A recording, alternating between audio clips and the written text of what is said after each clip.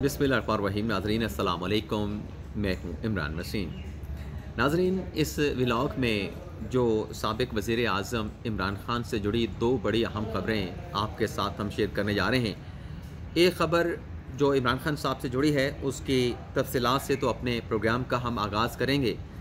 लेकिन जो दूसरी ख़बर है जिसमें इमरान ख़ान को अचानक दोहरे चैलेंज का सामना है और इस मामले को लेके जो पार्टी के रहनुमा हैं वो क्यों सर जोड़ के बैठ गए हैं और इस मामले पे गौर व ख़ौस किया जा रहा है कि इस इशू का, इस चैलेंज का हल कैसे निकाला जाए। तो ये क्या मामला है, इसकी तफसीलात आगे चल के आप नाज़रीन के साथ शेयर करेंगे और इसके अलावा कुछ दीगर अहम ख़बरें भी अपने इस व्लॉग में शामिल करेंगे। तो पहली ख़बर से नाज़रीन गुफ्तगू का आगाज़ करते हैं। आप नाज़रीन जानते हैं कि इमरान ख़ान साहब अडयाला जेल में हैं और 15 नवंबर से लेके जो नैब की तफ्तीशी टीम है जो 190 मिलियन पाउंड के हवाले से अल-कादिर ट्रस्ट के हवाले से रोज़ाना अडयाला जेल पहुंच जाती है और इमरान ख़ान से इस सिलसिले में पूछ-गुछ की जाती है। इमरान ख़ान का जिस्मानी रिमांड भी लिया जाता है। लेकिन इसके साथ साथ नाज़रीन आज एक और डेवलपमेंट हुई है कि नैब के हुकाम तो पहुँचे हैं अडयाला जेल में इमरान ख़ान से तफ्तीश करने के लिए, पूछ-गिछ करने के लिए, लेकिन उसके साथ साथ अटक हज़रों की पुलिस भी आज अडयाला जेल में पहुँची है और 9 मई के वाक़े के बाद जो मुकदमा हज़रों में दर्ज हुआ था उस पे कहा जा रहा है ज़राए की तरफ से कि अटक की ये जो टीम है, जो तहकीकाती टीम है, वो इमरान ख़ान से सवालात पूछेगी, पूछ-गिछ करेगी। इससे पहले आप नाज़रीन को याद होगा कि फैसलाबाद और गुजरावाला में जो इमरान ख़ान पे इसी तरीके के 9 मई के वाक़यात का जो मुकदमात का इंदराज हुआ था, फैसलाबाद और गुजरावाला की टीम भी अडयाला जेल पहुँची थी और इमरान ख़ान साहब से सवालात पूछे गए थे। लेकिन इमरान ख़ान साहब ने कहा था कि मेरे वकील की मौजूदगी में मुझसे ये सवालात पूछे जाएं, अपने वकील की अदम मौजूदगी में मैं किसी सवाल का जवाब नहीं दूंगा। तो अब देखते हैं कि अटक पुलिस को इमरान ख़ान साहब जब तफ्तीश करेगी तो इमरान ख़ान साहब उनके सवालों का क्या जवाब देते हैं। इसके अलावा नाज़रीन एक और बड़ी अहम ख़बर है। फैज़ाबाद धरने की वजूहात जानने के लिए कि धरने को किसने माली तौर पर सपोर्ट किया, उसकी वजूहात क्या थी, धरने के पीछे कौन था, उस पर आपको याद होगा कि सुप्रीम कोर्ट में जो केस की समाअत हुई थी फैज़ाबाद धरना नज़रसानी केस की, उसमें हुकूमत की जानिब से एक इंक्वायरी कमीशन तश्कील दिया गया था कि ये इस बात का, इस अमर का जायज़ा लेगा कि फैज़ाबाद धरना क्यों दिया गया, पसे पर्दा मुहर्रकात क्या थे, वजूहात क्या थी, उस धरने को फ़ंड कौन कर रहा था। तो ये जो कमीशन था, इस कमीशन का सरबराह बनाया गया अपने साबिक़ IG अख्तर अली शाह साहब को। अब इस कमीशन ने काम शुरू कर दिया है और जो इजलास हुआ है कमीशन के सरबराह साबिक़ IG सैयद अख्तर अली शाह की सरबराही में, जिसमें साबिक़ IG इस्लामाबाद ताहिर आलम ख़ान भी हैं, जिसमें वज़ारत दाखिला के एडिशनल सेक्रेटरी खुशहाल ख़ान भी हैं। इस कमीशन के इजलास में नाज़रीन ये फ़ैसला हुआ है कि 2 साबिक़ पुलिस अफरान को इस फैज़ाबाद धरने केस के हवाले से समन किया जाएगा और ये समन जो जारी किया गया है 2 साबिक़ पुलिस अफसरान को, ये 27 नवंबर की तलबी का नोटिस जारी किया गया है और इसमें कहा गया है कि ये दोनों पुलिस के अफसरान आएंगे, कमीशन का जो सेक्रेटेरिएट है वज़ारत दाखिला में, उसमें पेश होंगे कमीशन के सामने और कमीशन के जो अरकान हैं उनके सवालों का जवाब देंगे। तो ये जो 2 अफसरान हैं इसमें नाज़रीन एक तो जो साबिक़ CPO हैं रावलपिंडी के इसरार बुखारी साहब, उनको समन किया गया है 27 नवंबर के लिए और इसके साथ साथ उस वक्त के ये CPO भी उस वक्त के और जो उस वक्त के साबिक़ IG हैं पंजाब के कैप्टन रिटायर्ड आरिफ नवाज़, उन्हें भी 27 नवंबर को इस फैज़ाबाद धरना तहकीकाती कमीशन ने तलब कर लिया है। तो ये एक बड़ी डेवलपमेंट हुई है। इसके अलावा नाज़रीन 9 मई के वाक़े के बाद जो मुख्तलिफ मुकदमा दर्ज हुए और PTI के जो कारकुनान रहनुमा रोपोश हुए और जो जबरी गुमशुदगियाँ देखने को मिली, उनके ख़िलाफ़ एक दरख्वास्त पीपल्स पार्टी के रहनुमा एतजाज़ अहसन साहब, जो इमरान ख़ान साहब के बड़े मोतरफ़ हैं और जब इमरान ख़ान साहब गिरफ़्तार नहीं हुए थे उस वक्त तक वो ज़मान पार्क में भी अक्सर तो नहीं, कभी जो है वो देखे जाते थे कि वो इमरान ख़ान साहब के साथ मुलाकात करते थे। तो ये जो जबरी गुमशुदगियाँ हुई 9 मई के वाक़े के बाद और PTI के रहनुमा जो रोपोश हुए, उस पर एतजाज़ अहसन साहब ने सुप्रीम कोर्ट में एक पटिशन दायर की थी जिस पर सुप्रीम कोर्ट के रजिस्ट्रार ऑफिस की जानिब से कुछ एतराज़ात लगा के उस पटिशन को वापस कर दिया गया था। अब नाज़रीन ये हुआ है कि एतजाज़ अहसन साहब ने रजिस्ट्रार ऑफिस के जो एतराज़ात हैं उसको चैलेंज किया है और कहा गया है कि ये जो उनकी पटिशन पे जो कि जबरी गुमशुदगियों के ख़िलाफ़ है, उस पर जो रजिस्ट्रार ने एतराज़ात लगाए हैं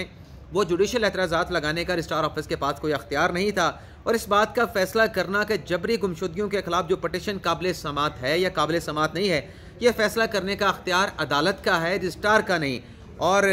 जो एतराज़ात लगा के जिस अदालती फैसले पर इन्हिसार किया गया, हवाला दिया गया, वो गैर मुतलका है। और कहा गया इस चैम्बर अपील में जो एतराज़ात को जिसमें चैलेंज किया गया है कि ये एतराज़ात ख़त्म करके जो पटिशन है जबरी गुमशुदगियों के खिलाफ उसे समात के लिए मुकर्रर किया जाए। तो देखते हैं एतजाज़ अहसन साहब की ये पटिशन किस जज के चैम्बर में समात के लिए मुकर्रर होती है। इसके अलावा नाज़रीन, नवाज शरीफ का जो केस पीर को इस्लामाबाद हाई कोर्ट में ज़ेर समात आने जा रहा है, जिसमें नवाज शरीफ की 2 अपीलें जो बहाल की गई अल अज़ीज़िया और एवन फील्ड हैं, लेकिन पीर के रोज़ जो समात हुई उसमें सिर्फ एवन फील्ड के रेफरेंस पे जो सज़ा हुई उस पर समात का मुकदमा जो है वो मुकर्रर किया गया है। तो आमिर फारूक साहब और मियाँ गुल हसन औरंगज़ेब की सरबराही में जो बेंच था जिसने आखिरी समात थी, उसी बेंच को बरकरार रखा गया है। लेकिन इस समात के हवाले से, पीर के रोज़ की समात के हवाले से एक circular registrar Islamabad high court ने जारी किया, जिसमें IG इस्लामाबाद को सिक्योरिटी के मुनासिब इंतजाम करने के अहकाम जारी किए गए हैं। और ये कहा गया है कि पीर को जो इस केस की समात होना है नवाज शरीफ की, इसमें जो दाखिला है मुतलका लोगों का वो पासिस के ज़रिए होगा। इसके अलावा नाज़रीन आ जाते हैं कि इमरान खान साहब की एक खबर तो आपके साथ हमने शेयर करी, लेकिन अब दोहरे किस चैलेंज का इमरान खान साहब को सामना है। कल नाज़रीन, जो इलेक्शन कमीशन ने पाकिस्तान तहरीक इंसाफ की इंट्रा पार्टी इलेक्शन से मुतल्लिक जो फैसला दिया,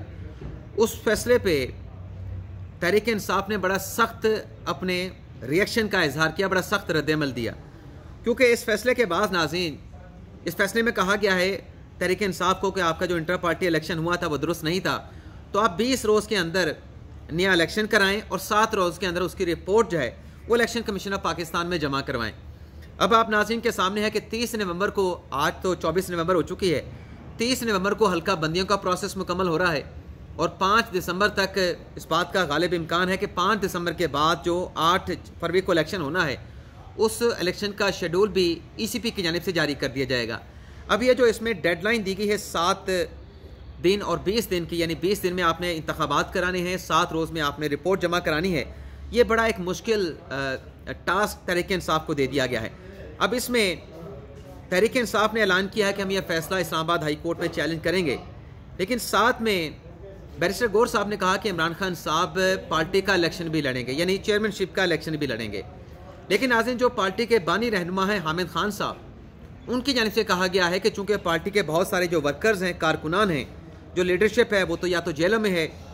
या कारकुनान जेलों में है, या फिर बहुत सारे लीडरशिप और जो कारकुनान या जो रहनुमा हैं वो मंज़र-ए-आम पे नहीं, तो ऐसी सूरत में इंट्रा पार्टी इलेक्शन कराना मुमकिन नहीं है। तो एक तो ये मुश्किल दरपेश है, चैलेंज दरपेश है। और इसकी एक वजह नाज़रीन ये है कि अगर PTI ये फैसला करती है, जैसे कि हामिद खान साहब ने कहा कि पार्टी की आदत जेल में है तो इलेक्शन कराना, इंट्रा पार्टी इलेक्शन कराना मुश्किल है, तो इससे ये नज़र आ रहा है कि इमरान खान साहब को अगर पार्टी का इलेक्शन लड़वाया तो तोशा खाना की जो सज़ा है वो इमरान खान साहब के रास्ते में आ सकती है। उनके पार्टी में जमा करवाए गए नॉमिनेशन पेपर, या फिर अगर नॉमिनेशन पेपर चेयरमैनशिप के इमरान खान साहब के जमा हो जाते हैं, इमरान खान साहब चेयरमैन मुंतखब हो जाते हैं, तो उनका ये जो इंतखाब है वो किसी फोरम के ऊपर इलेक्शन कमीशन पे या हाई कोर्ट में चैलेंज हो सकता है। और अगर चैलेंज हुआ तो तोशा खाना का फैसला आड़े आ जाएगा। तो इसमें एक तो पार्टी में ये सोच पाई जाती है कि क्यों ना जिस तरीके से नून लीग में नवाज शरीफ अपनी मुस्लिम नवाज के कायद हैं, तो इमरान खान को भी तहरीक इंसाफ का कोई कायद का ओहदा बना के पार्टी का कायद मुंतखब करवा लिया जाए, और इस सूरत में उनके लिए कोई कानूनी कदगन नहीं होगी, कानूनी रुकावट नहीं होगी। लेकिन दूसरा ये है कि अगर ये फैसला जिसका मुतलका फोरम इलेक्शन कमीशन का इस्लामाबाद हाई कोर्ट बनता है, अगर हम हाई कोर्ट में चले जाते हैं और हाई कोर्ट में, यानी कल फैसला आया है इलेक्शन कमीशन का, उसकी मुसद्दका कापी हासिल करके अगले हफ्ते अगर ये अपील दायर होती है, तो वो जो इलेक्शन शेड्यूल जारी होना है उससे पहले पहले इस्लामाबाद हाई कोर्ट का फैसला आना चाहिए, ये इलेक्शन कमीशन का फैसला सस्पेंड हो जाए या कलअदम हो जाए। उसी सूरत में इंट्रा पार्टी जो इलेक्शन है पाकिस्तान तहरीक इंसाफ के जो कलअदम करार दिए गए बहाल हो सकते हैं। तो ये दोहरा एक चैलेंज है, एक तरफ इमरान खान साहब को पार्टी का इलेक्शन लड़ा के चेयरमैन मुंतखब कराना है, दूसरी तरफ कहा जा रहा है कि अगर इलेक्शन लड़ाएंगे तो उसमें मसाइल आ सकते हैं, और तीसरा यह है कि अगर इस्लामाबाद हाई कोर्ट जाते हैं तो उस पर ज़ाहिर सी बात है कि बेंच तो बड़ा बनेगा, क्योंकि जो इलेक्शन कमीशन का फैसला है वो तो 4 रुकनी बेंच का है, तो सिंगल बेंच तो इस्लामाबाद हाई कोर्ट में नहीं सुनेगा। लेकिन इस पर जल्दी फैसला आना इस्लामाबाद हाई कोर्ट का, और अगर आ भी जाए तो वहाँ पर भी ये मामला अपने मंतकी इख्तिताम तक नहीं पहुँचेगा, बल्कि सुप्रीम कोर्ट में आ जाएगा। तो देखते हैं कि पार्टी के रहनुमा इस पे सर जोड़ के बैठे हैं कि इस मसले का हल कैसे निकाला जाए और कानूनी रास्ता निकाला जाए कि इमरान खान साहब पार्टी के चेयरमैन भी रहें। इंट्रा पार्टी इलेक्शन पे जो इलेक्शन कमीशन का एतराज़ है वो भी किसी न किसी तरीके से अदालती फैसले के ज़रिए दूर हो जाए और इमरान खान आइंदा इलेक्शन में भी हिस्सा ले सकें। तो देखते हैं इस पे फर्दर क्या होता है। लेकिन पार्टी में कल के इलेक्शन कमीशन के इस फैसले के बाद, क्योंकि कल हम जो सुप्रीम कोर्ट में केस था बहरिया टाउन वाला उसमें मसरूफ़ रहे, इस फैसले पे डिटेल में बात नहीं कर सके कि कितने संगीन रिपरकशन का इस फैसले के बाद तहरीक इंसाफ, इमरान खान और पार्टी रहनुमाओं को जो है वो रिपरकशन नताइज का सामना है। इसके अलावा नाज़रीन एक और विकेट गिरी है, लेकिन ये पाकिस्तान तहरीक इंसाफ की विकेट नहीं बल्कि ये पाकिस्तान पीपल्स पार्टी की विकेट है, जो कि लोअर दीर से साबिक वज़ीर ख़जाना रहे KPK के मुज़फ़्फ़र सैयद साहब, जो कि पाकिस्तान पीपल्स पार्टी के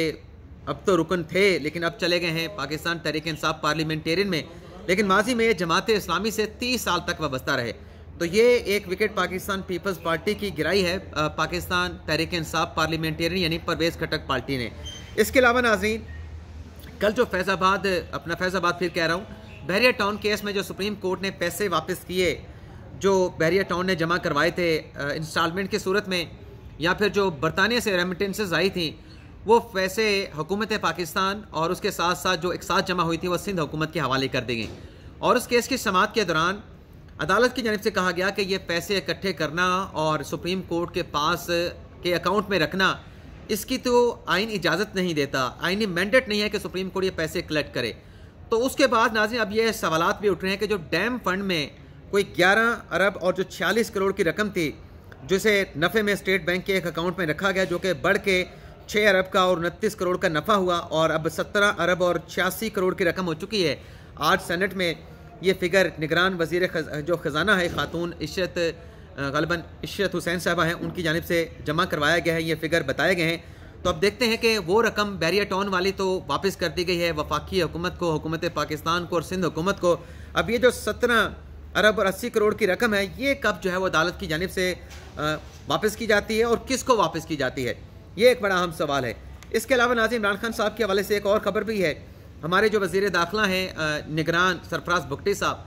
उनका ब्रिटिश एक मीडिया ने इंटरव्यू किया है, जिसमें एक तो उन्होंने कहा है कि इमरान खान साहब जो हैं वो अदलिया के लाडले हैं और अदलिया का लाडला उसने इसलिए कहा कि इमरान खान साहब को जो जेल में सहूलियात दी जा रही हैं, आम जो शख्स है जो कैदी है वो तो इस तरह की सहूलियात का तसव्वुर भी नहीं कर सकता, लेकिन अदालती ऑर्डर पे इमरान खान साहब को बहुत सारी सहूलियात दी जा रही हैं जो कि आम कैदियों को मैसर नहीं। लेकिन साथ में उन्होंने ये भी कहा कि जो 28 साइफर खसूसी अदालत में ऑफिशियल सीक्रेट की खिलाफ वर्जी का जो केस है इमरान खान के खिलाफ साइफर का, उसमें जो खसूसी अदालत ने फैसला दिया है कि इमरान खान साहब को और शाह महमूद कुरैशी साहब को जो कि एक्यूज़ हैं साइफर केस में, उन्हें 28 नवंबर को अदालत के सामने पेश किया जाए। तो ये सवालात भी उठ रहे हैं कि क्या इंतज़ामिया की तरफ से, सिक्योरिटी इदारों की तरफ से 28 नवंबर को जो खसूसी अदालत का फैसला है कि दोनों मुल्ज़मान को जुडिशल कम्प्लेक्स लाया जाए और जो अदालत है वो अडयाला जेल में नहीं लगेगी, वो जुडिशल कम्प्लेक्स में लगेगी। तो इस पर भी वज़ीर दाखिला सरफराज बुगटी साहब ने कहा है कि जो अदालत का खसूसी अदालत का हुक्म है उसको हम तस्लीम करते हैं। यानी वज़ीर दाखिला ये कह रहा है कि आइंदा समाअत 28 नवंबर को जो साइफर केस की होनी है वो जुडिशल कम्प्लेक्स में होगी, इमरान खान को और शाह महमूद कुरैशी को जुडिशल कम्प्लेक्स में पेश किया जाएगा। लेकिन नाज़रीन एक सवाल ये भी है कि ये जो 28 नवंबर को समाअत होने जा रही है, क्योंकि हाई कोर्ट के फैसले के बाद जो 29 अगस्त से लेके अब तक की जो कार्रवाई थी उसको सेटिसाइड कर दिया गया है, ख़त्म कर दिया गया है। अब 28 नवंबर को क्या कार्रवाई होनी है, कार्रवाई को कैसे आगे बढ़ाया जाएगा, ये एक बड़ी अहम खबर है। इस हवाले से हमने कुछ डिटेल इकट्ठी की हैं और कुछ तफसीलात मज़ीद हम अपने ज़राए से हासिल करके कि मामला किस तरफ बढ़ेगा, कैसे बढ़ेगा, उसकी तफसीलात फिर अगले व्लॉग में आपके साथ हम शेयर करेंगे। और जो बहरिया टाउन वाली खबर है कंटेम्प्ट वाली, उस पर भी अगले वीडियो लॉग में आप नाज़रीन को अपडेट करेंगे। इजाज़त चाहते हैं, अल्लाह हाफ़िज़।